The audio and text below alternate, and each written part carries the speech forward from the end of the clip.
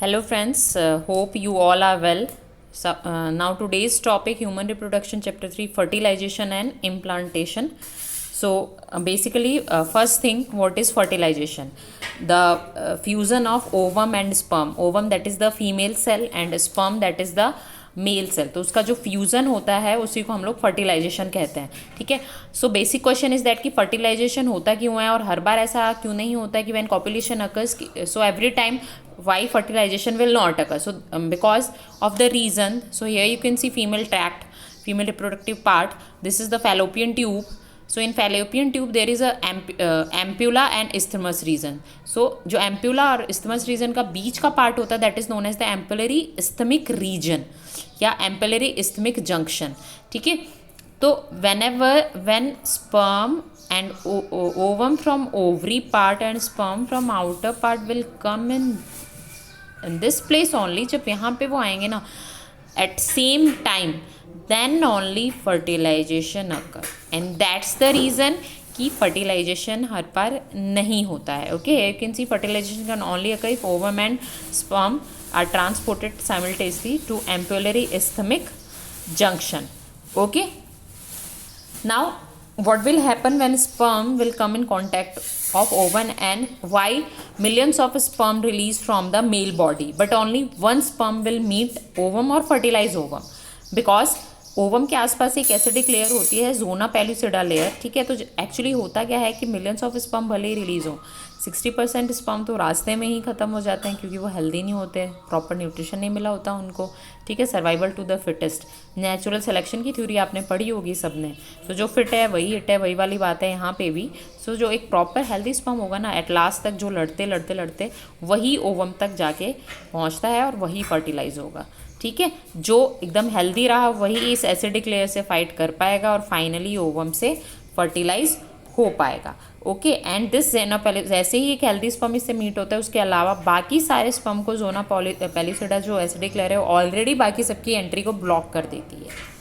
ठीक है. तो इसीलिए एक ही हेल्दी स्पर्म. अब now many of the students are thinking कि फिर ट्विंस कहाँ से आते हैं भाई. तो ट्विंस का मैं अलग से एक वीडियो बना दूंगी वैसे कि, बट ट्विंस के केस में ऐसा नहीं होता कि 10 स्पर्म चले गए, 7 हुए तो 7 बचे हुए तो 7, ऐसा नहीं होता है. थिंग इज़ दैट कि ऑलरेडी जब टिश्यू फॉर्मेशन हो जाते तो वही डिवाइड होता है और उसी से ट्विंस या जो भी उससे ज़्यादा 3, 4, 5, 6, 7, 7 मैंने पढ़े थे. आप कमेंट करके बता सकते हैं कि आपने कितना मतलब एक साथ ऐसे ट्विंस जुड़वा बच्चे कितने का आपने स्टडी किया हुआ है. ओके. लास्ट, बिकॉज ये I have written fertilization, implantation. अब इम्प्लांटेशन क्या होता है? फ्यूज़न तो हो गया, फ्यूज़न के बाद जाइगोट फॉर्म हो गया. जाइगोट क्या होता है? उसके बाद 2 cell structure, 4 cell, 8, 16 cell structure में डिवाइड हो जाता है, जिसको हम बोलते हैं ब्लास्टोमेयर्स. ब्लास्टोमेयर्स में भी जो 8 to 16 है उसको हम लोग मॉर्यूला कहते हैं. ठीक है. मॉर्यूला में भी आपके क्या होता है कि जो मॉर्यूला होता है डिवाइड होता रहता है और फिर वो ब्लास्टोसिस्ट बना लेता है. ब्लास्टोसिस्ट आगे यूटेरस में जाता है. आपको पता है कि यूटेरस में ही इम्प्लांटेशन होता है. फैलोपियन ट्यूब फर्टिलाइजेशन का साइट होता है, 10th में आप पढ़ के आए हो. ठीक है. और क्या होता है, जो ब्लास्टोसिस्ट के अंदर ब्लास्टोमेयर जो पार्ट होता है, अंदर जो सेल्स होते हैं, ठीक है, वो एक आउटर लेयर बनाता है जिसको हम ट्रोफोब्लास्ट कहते हैं. ठीक है, एम्ब्रियो का. और अंदर जो लेयर होती है उसको हम कहते हैं इनर सेल मास. ठीक है. Inner cell mass. आगे क्या होता है, ट्रोफोब्लास्ट जो होता है ना वो एंडोमेट्रियम, मैंने आपको बताया था, मैं और वीडियो डाल दूंगी उसकी, कि जो यूटेरस होते हैं उसमें 3 लेयर्स होती हैं. एंडोमेट्रियम, एंडो मतलब अंदर, मायोमेट्रियम मिडल मसल से बनी हुई, और पेरीमेट्रियम बाहर की लेयर. तो जो एंडोमेट्रियम लेयर होती है वो बेसिक होती है, मेंजरेशन साइकिल में भी उसका इंपॉर्टेंट रोल होता है.